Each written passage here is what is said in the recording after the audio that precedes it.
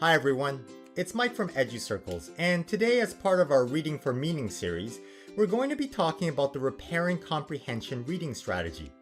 In this lesson, we're going to be doing some active reading. Active reading means we think about the text as we read. It's the opposite of passive reading, which is when we see the words, but we're not really thinking about what they mean. We're just saying the words. In active reading, if we use strategies, we can get better at reading. Comprehension strategies help us figure out what's going on in a text. Today, we're going to be looking at a reading strategy called Repairing Comprehension, also known as the "oh, I get it now" strategy. Get it? Repairing comprehension is when we actively monitor and check our understanding of the text as we read. So, we're reading and we're paying attention, and if something doesn't make sense, then we have to stop and figure out why. We reread that section and we try to figure things out. What does reading comprehension sounds like when it works? You might hear people say things like, "Wait, what?" Or, I get it." Or, "I thought it meant this, but it actually means that." We do this all the time. We figure stuff out and we're constantly repairing and updating our understanding of things. Here's an example. What's the first thing that comes to mind when you hear the phrase, California surfing? Today's lesson is going to be about California surfing. What images comes to mind? Okay, now watch this video.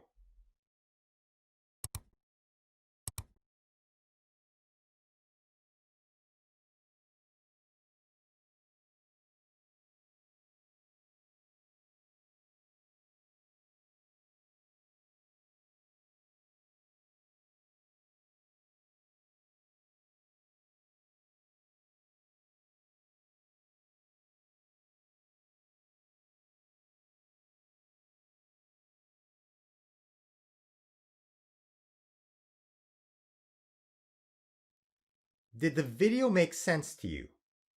Does this video fit your ideas about California surfing? Does it fit the image you had before we watched the video?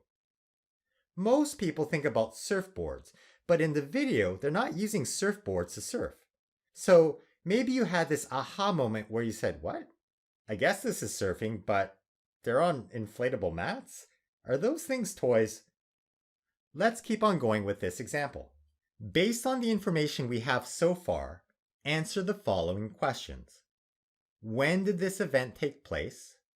Explain why you think that. And explain what evidence you have to support your ideas.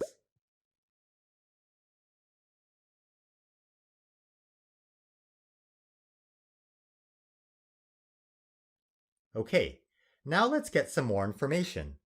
Click on the link to go to the full YouTube page.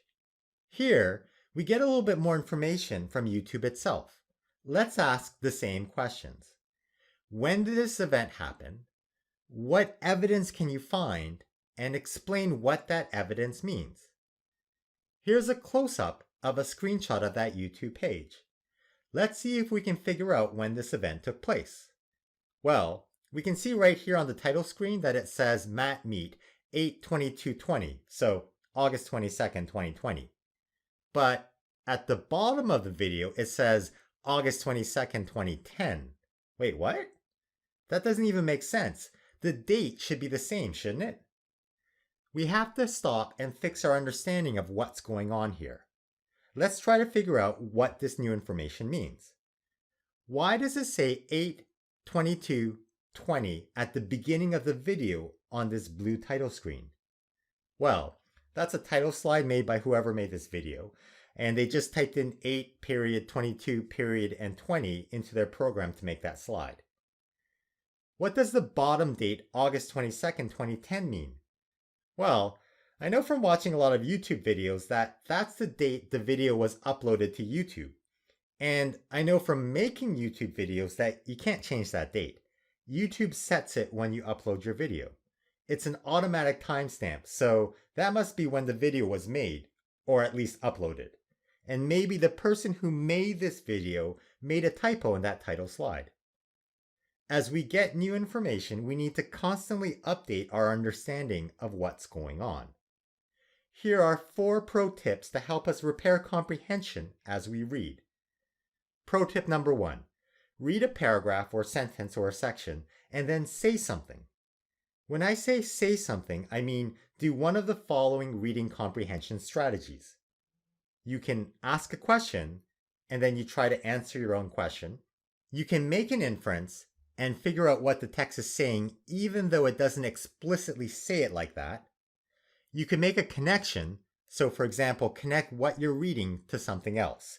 This could be a text-to-text connection where you connect the paragraph you just read to another text that you're familiar with. It could be a text-to-self connection where you connect what you're reading with something that you have personally experienced. Or you can make a text-to-world connection where you connect the information with something happening in the world or some general knowledge that people just know. Finally, you could say something and form an opinion where you agree or disagree with something you just read. Pro tip number 2. Does your say something make sense with stuff you know about the world? If not, you need to go back and reread the paragraph and double check your thinking. Why doesn't it fit in with what you know? Did you misunderstand the information? Is this something new that you just haven't thought about before? Later on, we'll look at a strategy called PEEP to clarify our thinking. Pro tip number 3. Does your say something make sense with stuff you already read in this text?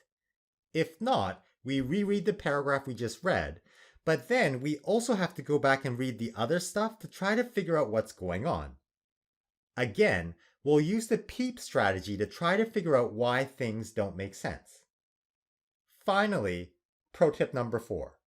Let's talk about this PEEP strategy to double check our ideas. PEEP is an acronym.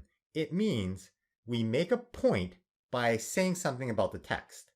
We give evidence or an example from the text. We explain how our evidence proves the point that we just made. And then finally, we restate our point. Here's a graphic organizer to help us figure out our point, evidence, and explanation. Remember, your point is to say something you made after you read a paragraph or a section. For example, I think today we're going to be learning about people standing on surfboards and going down waves because it says right here surfing, and I know that you need a board to surf on, kind of like skateboarding but on the water. So that's why I think this article is going to be about surfing on longboards. At the end, we just restate the point we're trying to make.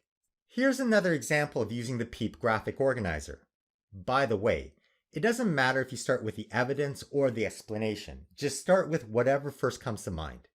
So, for example, I saw in this video people were lying down on mats to surf the waves. That's my evidence. So I think people can surf on other things and not just surfboards. That's my point. And the video proves my point because they're still balancing and surfing down the water because they're surfing something down the waves. It's kind of like how in winter you can use a sled or a giant snow tube or toboggans or crazy carpets to go sledding down hills. You can slide down the snow on a bunch of stuff. So I guess you can surf down water on a bunch of stuff too? That's my explanation. I guess surfing is just about going down waves. It doesn't matter what you use to surf down the waves. See, I just restated my point. As we get new information, we constantly revise and fix our understanding of what's going on. At first, I thought today's lesson was going to be about people standing on surfboards and going down big waves because it says right here surfing, and usually you surf on a surfboard by standing up and you balance on the board. At least that's what you usually see on TV and movies. But now, I think you can surf on other things and not just surfboards, because it shows right here in the video people are lying down on these mats to go down the big waves, and they're not always on surfboards. So I think this lesson is going to be about surfing, how you have to balance and ride something down the waves, but it's not always a board that you're balancing on. So maybe the lesson is going to be about how to surf on a bunch of stuff and not just surfboards? It makes me wonder what else you can surf on. Here's another example of repairing comprehension. At first, I thought this video was made on August 22nd, 2020, because it says on the title screen, Mat Meet 8 period 22 period 20. And usually the 22nd day of the 8th month in the 20th year, well, that would be August 22nd, 2020. It can't be 1920 because the gear they're using is just way too modern and they probably wouldn't have equipment to film like this in 1920. But now, I think this video was probably made on August 22nd, 2010 and not 2020. And there's probably a typo on that title slide. Maybe it's meant to say 8 period 22 period 2010, but the last two characters got deleted by accident. And I think this because right here on the YouTube page on this video upload date, it says August 22nd, 2010. And I know that you can't change the upload date of a YouTube video. So the person couldn't have uploaded the video in 2020 and then changed the date back to 2010. So I know that this video was probably uploaded to YouTube on August 2010 and the video was filmed on that day or maybe just before that. Right, practice time. Let's practice repairing comprehension as we read part of an article. Pro tip number 1, say something. The very first thing I have to do is read a paragraph or sentence, or in this case the title, and then come up with something to say. I know when I do a say something, it can be a question, an inference, a connection, or an opinion. The title says, California surfer breaks stereotypes. Okay, let's ask a question. I wonder what stereotypes this person breaks. If I ask a question, I have to try to answer my own question. So now I'm going to try to make a connection, and I might say, well, one time I saw this video where people were riding mats on surf waves instead of surfing on boards. So maybe the stereotype that gets broken is that you can only surf on surfboards? Maybe that's a stereotype? Pro tip number 2. Does your say something make sense with stuff you know about the world? And if not, reread the paragraph. Okay, does this make sense? This idea that there's a stereotype about how you can only surf on surfboards. Are there even stereotypes about California or surfing? What's a stereotype? I mean, I know what it means, but what is it exactly? What's the criteria or definition of a stereotype? Let's just take a moment here to think more critically about what a stereotype is. Let's come up with some criteria to figure out if our say something is a stereotype. According to the Dictionary of Psychology, a stereotype is a fixed, often simplistic generalization about a particular group. So, in other words, a stereotype is a generalization about a group of people or a group of things. There's a great quote about stereotypes from this TED Talk about the danger of a single story. The problem with stereotypes is not that they are untrue, but that they are incomplete. They make one story become the only story. So, a stereotype is a generalization that is true, but incomplete. It's not the whole story. Okay, so coming back to our article and our say something, maybe the stereotype in this article is that you can only surf on surfboards, and this California surfer breaks this stereotype. I'm going to use PEEP to try to clarify my thinking. Remember, point, evidence, explanation. And then at the end, if I was writing a paragraph or trying to convince someone in a conversation, I would restate my point to try and make things more clear. I think this article is about a surfer who breaks stereotypes because they ride surf mats instead of surfboards. Because it says right here, break stereotypes, and I think most people think of surfers as standing on surfboards, but that's an incomplete idea because there are also surfers who ride waves using mats. I think that's what the point of this article will be, just challenging this single story, this single notion that people have to ride surfboards when they surf. Pro tip number 3. Does your say something make sense with stuff you've already read? In this case, absolutely. The title is the only thing we've read so far, so we're done. Let's move on. Now we're going to keep on reading the article. Again, remember, the first thing we do is we read a paragraph or a section and we come up with something to say. Local California surfer writes for over a decade, detailing her journey through surfing, surgery, and life. So, I have to come up with something to say about that. This time, I'm going to make an inference. That's when you figure out something that's implied but not explicitly written in the text. Maybe something dramatic happens in her life. And maybe that's why this person needs surgery. And maybe because they need surgery and this was such a big moment in their life, she's writing about it for other people. Maybe as a warning or for inspiration? Not sure yet. What's next? Does your say something fit in with what you know about the world? If it doesn't make sense, reread the paragraph. Okay, does our say something make sense? I think so. I mean, I could see this happening in a movie, right? So at the beginning of the movie, something big happens. And then the surfer needs some sort of life-changing surgery, but they're upset because they can't surf anymore. But they keep going and trying, and eventually at the end of the movie, they're surfing again. And it's a warning to other people about that thing at the beginning, or maybe this is a story about hope and resilience. There's probably a montage somewhere with uplifting music as they get stronger and they start to recover from the surgery. If it was a movie, then I wonder who they'd get to play the lead role. What would they look like? Are they a famous actor or someone new and upcoming?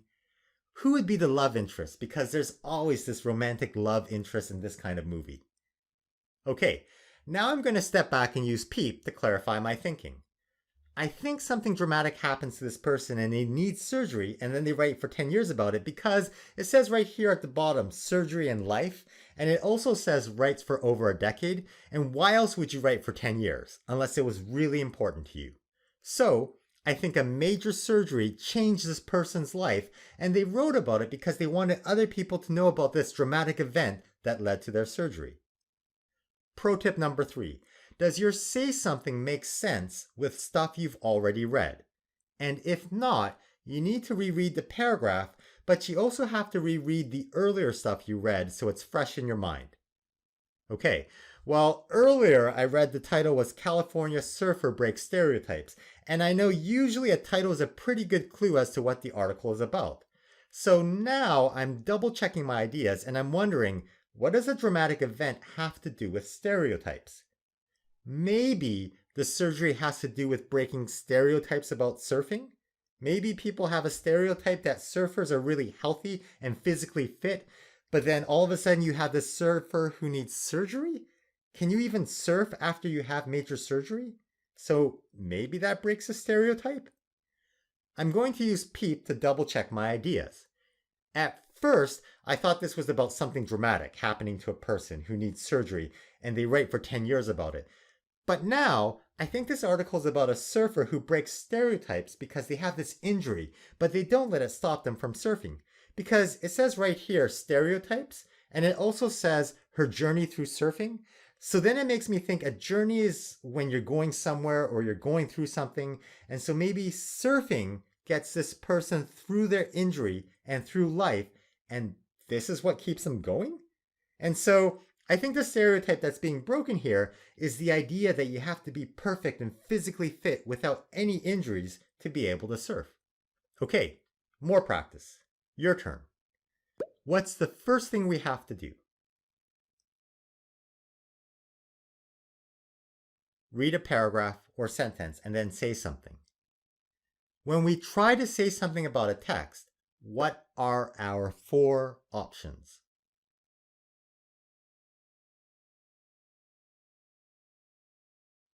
Say something means you can ask a question, make an inference, make a connection, or form an opinion. Okay, so here's the next paragraph. From January 2005 to October 2016, Mary Mills wrote over 1,305 blog posts chronicling everything from her daily thoughts, her surf sessions, and her titanium knee replacement. By the way, if you can't come up with something to say, you need to go back and reread that paragraph until you can say something. So, I'll read this paragraph again and try to come up with a say something. From January 2005 to October 2016, Mary Mills wrote over 1,305 blog posts chronicling everything from her daily thoughts, her surf sessions, and her titanium knee replacement.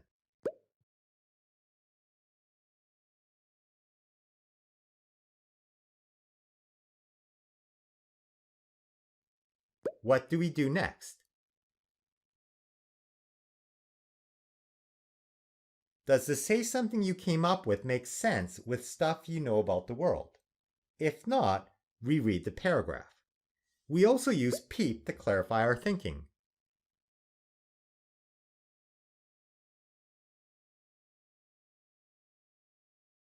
What do we do now?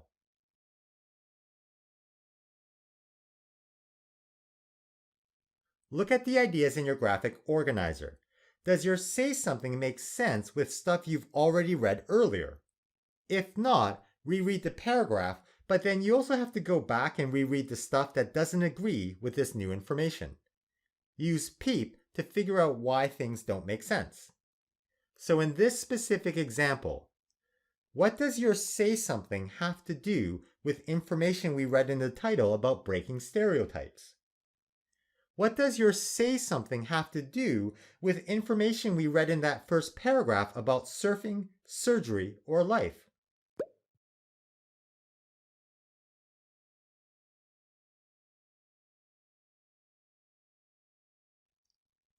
As we monitor what we read and look for more clues, it's important to know that sometimes the new information we get helps us repair our comprehension.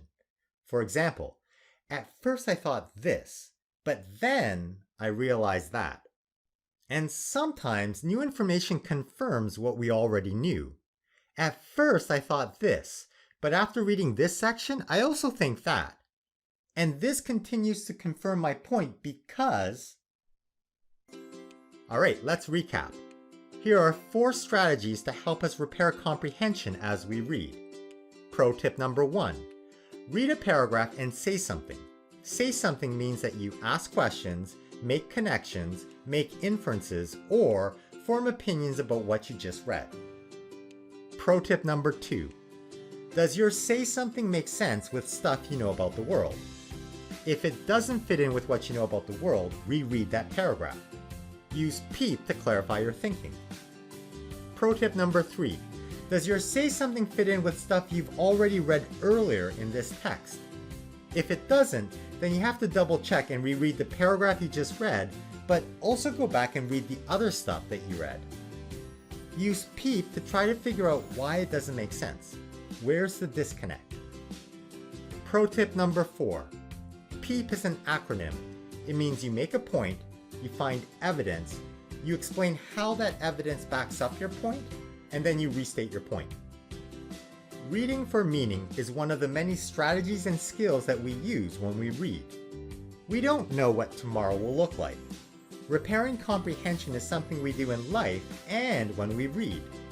Understanding and thinking about changing things is an important skill to help us survive and thrive in today's changing world.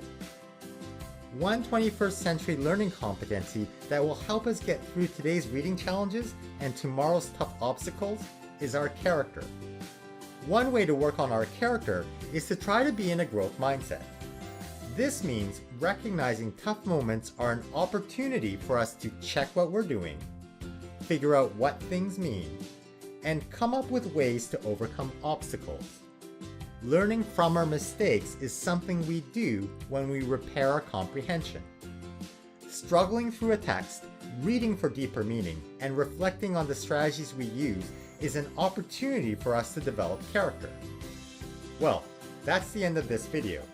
Teachers, if you're looking for the slideshow or handouts that go with this lesson, or for more information about reading strategies or 21st century learning, please visit us at educircles.org. Don't forget to like, subscribe, and share, and we'll see you next time. Bye-bye.